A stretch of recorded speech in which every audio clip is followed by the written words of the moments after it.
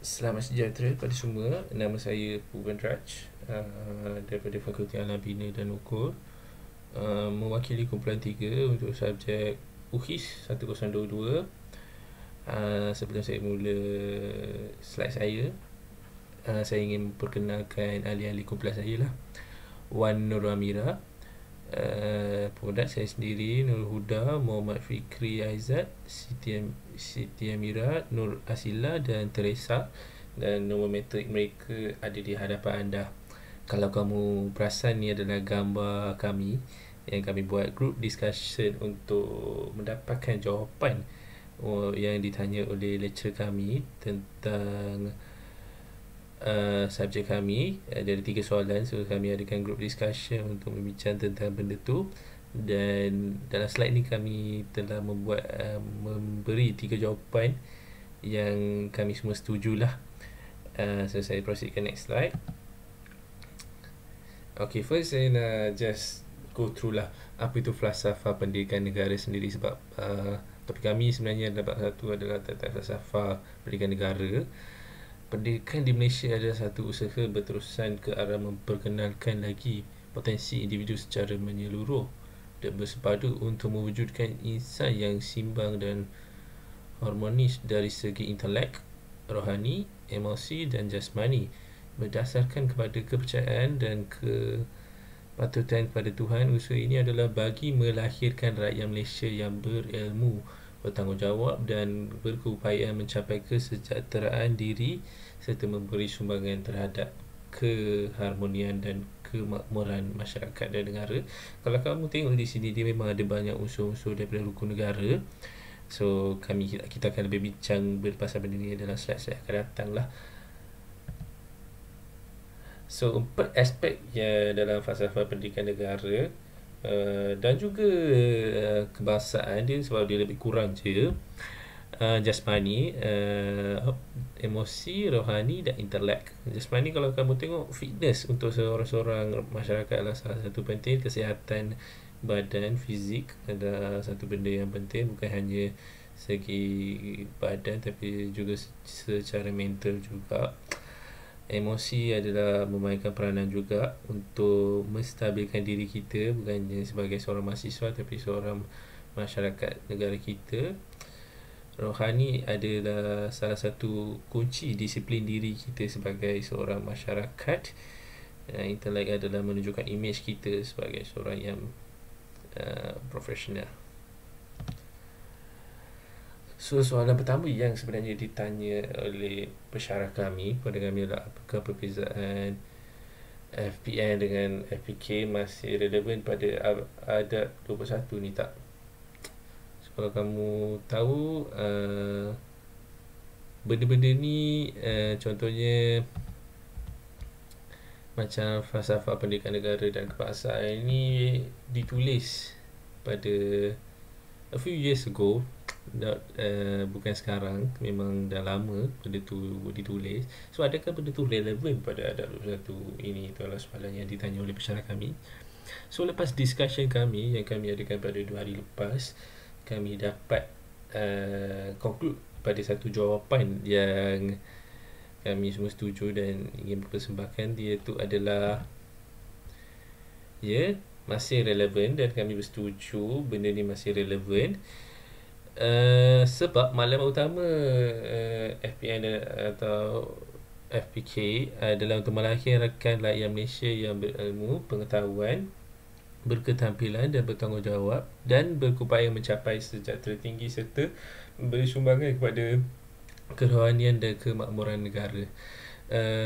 Falsafah pendidikan negara ataupun kebangsaan bukan hanya meningkatkan ilmu kita dalam pendidikan ke apa, tapi membantu negara untuk mewujudkan masyarakat yang bertanggungjawab dan berkeupayaan mencapai kesejahteraan yang tinggi, di manakah kita dapat melahirkan seorang pelajar. Kalau pelajar contohnya pelajar yang holistik lah, boleh kata dia seimbang dari segi semua aspek. So kita cuba melahirkan rakyat-rakyat begitu. Dan poin kedua adalah mendidik rakyat memiliki peribadi yang unggul dan nilai moral yang tinggi untuk memastikan rakyat negara kita saling menghormati satu sama lain. Seperti kamu tahu, bukan di negara kita, berarti luar negara sekarang ada banyak isu tentang racism, tapi sebenarnya di negara kita ada isu-isu racism tapi boleh kata terkawal. Dan saya harap dalam masa akan datang dengan generasi-generasi pada akan datang pada masa depan nanti, kita dah boleh adakan Malaysia boleh kata free of racism begitu, tiada racism di Malaysia. Dan boleh kata semakin indah lah menjadi seorang rakyat Malaysia. Poin ketiga lah, rakyat perlulah berilmu dalam bidang sains, matematik dan teknologi agar dapat duduk sama tinggi dengan negara maju lain dalam bidang-bidang tersebut. Seperti kamu tahu, bukan hanya kita belajar matematik, sains atau teknologi di peringkat universiti, tapi kita dah bermula belajar benda ni di peringkat boleh kata sekolah rendah ataupun lagi awal tadika dah mula sebenarnya sains, matematik dan teknologi. Ini boleh kata salah satu langkah yang baik daripada Kementerian Pendidikan untuk melahirkan boleh kata rakyat-rakyat masa depan kita yang lebih intelligent dan lebih forward thinking. So kita boleh kata rakyat-rakyat kita thinking level atau IQ level diorang sama taraf dengan rakyat negara-negara maju. Kalau kita compare dengan Japan ke apa ke, dengan adanya rakyat-rakyat ni, harap negara kita bolehlah meningkatkan bukan hanya segi aspek ekonomi tapi juga intelek negara kita dan juga priorities kita. Berilmu pengetahuan untuk mendidik rakyat peka dengan ancaman sekeliling. Yes, kita sentiasa, walaupun kita cakap pasal perlu meningkatkan bidang-bidang akademik tersebut ni, tapi apapun kita sebagai rakyat Malaysia, kenalah first priority kita adalah menjaga kemerdekaan kita daripada mana-mana ancaman. So we always need to stick together and try our best to protect our country, bukan hanya di medan perang di luar sana, tetapi as a student yang mana kita berada di social media. Cuba support nation content, cuba support everything nation do sports and so on. Berketampilan melahirkan rakyat yang mempunyai sifat bertanggungjawab dan kepimpinan. Kepimpinan tu saya harap dan saya rasa dalam setiap rakyat Malaysia dah ditanam daripada kecil, sebab sistem pendidikan kita memang ke arah itu. Dia contohnya mengambil subjek-subjek fizik pula, civic moral, yang mana mengajar kita untuk memberanikan diri dan juga show ourselves to others. Dan semua subjek di sekolah maupun di universiti memberi pelajar peluang untuk menunjukkan bakat diorang dan meningkatkan tanggungjawab diorang sebagai seorang rakyat Malaysia. Itu adalah sedikit jawapan daripada kami sebenarnya tentang soalan pertama. Agar menjawab soalan madam, so saya teruskan pada soalan kedua lah. Soalan kedua adalah bagaimanakah falsafah pendidikan negara dan kebangsaan menjubang kepada pendidikan dunia. Skop dia besar, dunia pula. Jawapan yang we got together adalah melahirkan rakyat yang bertanggungjawab, yang boleh mematuhi kewajibnya sebaiknya seorang warga negara.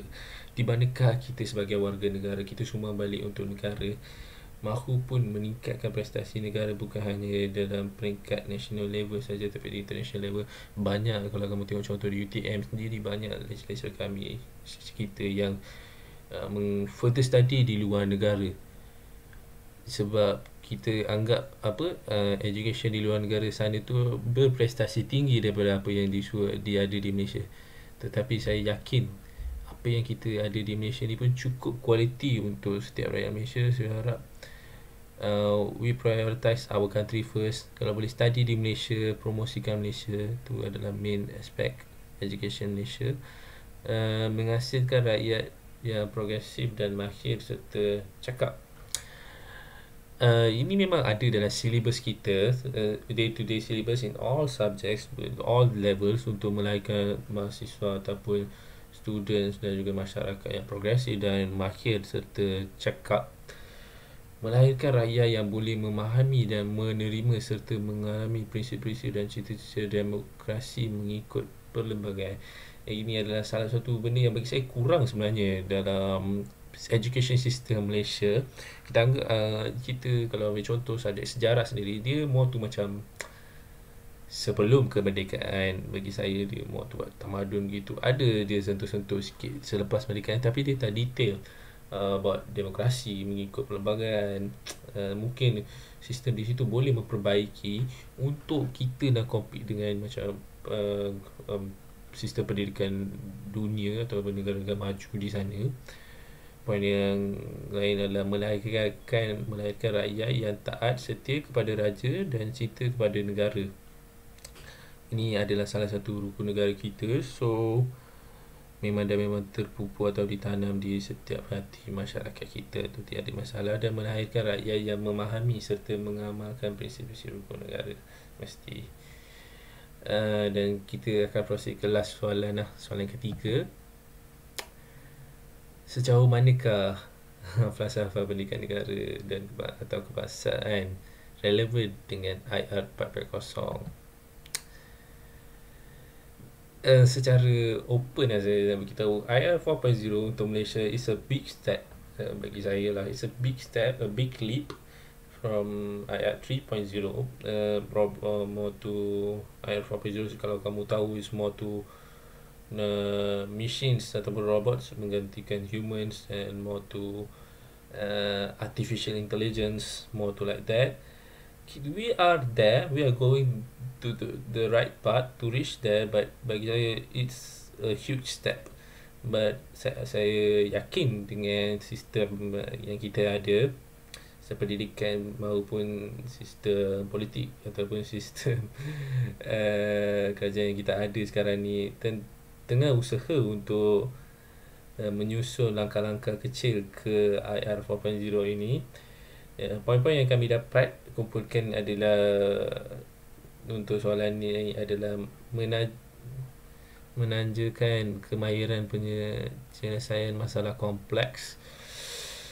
Boleh kata smart thinking dalam kalangan masyarakat Malaysia dah ditanam, tapi nak kata menyelesaikan masalah kompleks agak kurang.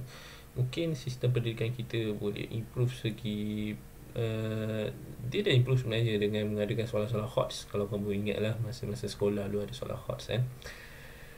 Tapi mungkin dia boleh meningkatkan ini dengan memberi more to student based learning, di manakah student menyediakan just lecturer memberikan tajuk dan student menyediakan otak untuk setiap subjek, dan dia perlu betul-betul fikir dan kikis otaknya untuk mendapatkan jawapan untuk setiap soalan yang ditanya oleh masa kuliah tersebut lah. So itu adalah salah satu penyelesaian kita boleh gunakan untuk kita mendekati IR 4.0. Kemudian adalah mengemaskan kemahiran komunikasi lisan dan bertulis. Komunikasi kita secara virtual, we are a bit slow still. Untuk IR 4.0 ni kita more tu macam virtual intelligence and so on, right? AR, augmented reality. So komunikasi secara lisan dan bertulis tu, I think we are quite good. Every Malaysians can do it, but at the software ataupun at the new age, we need to improve ourselves. We don't tak cukup lisan dan bertulis sahaja.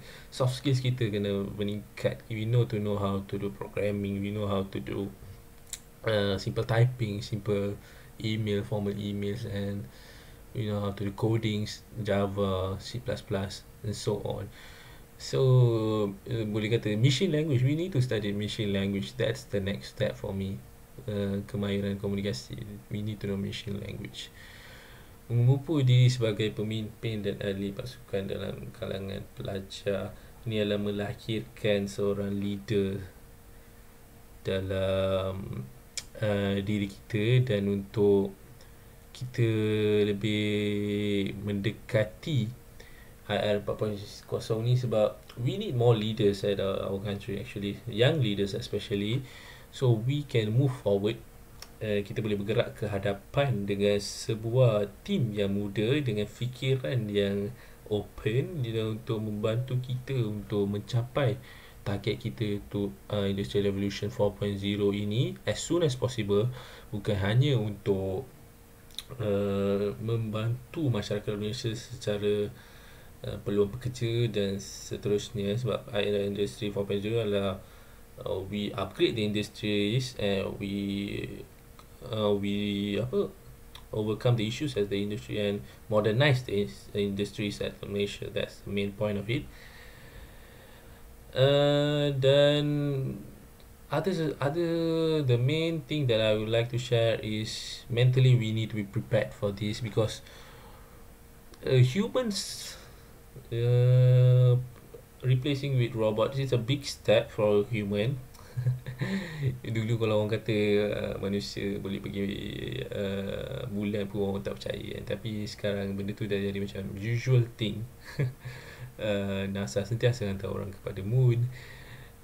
So it's another big step for human. Industrial Revolution 4.0. Some countries have started. Some countries has already done the Industrial Revolution 4.0. They are more to artificial intelligence, but we are on the way, and to be frank, we are quite slow, but I believe we can do it in the upcoming years with the correct education system and correct mindset and correct leaders.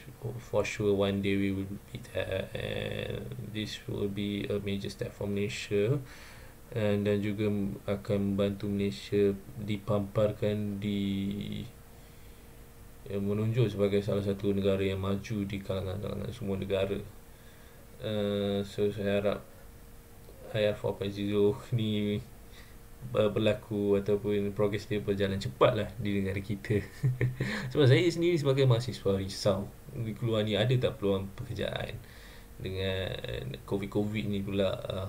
It's quite hard nowadays, but I believe so.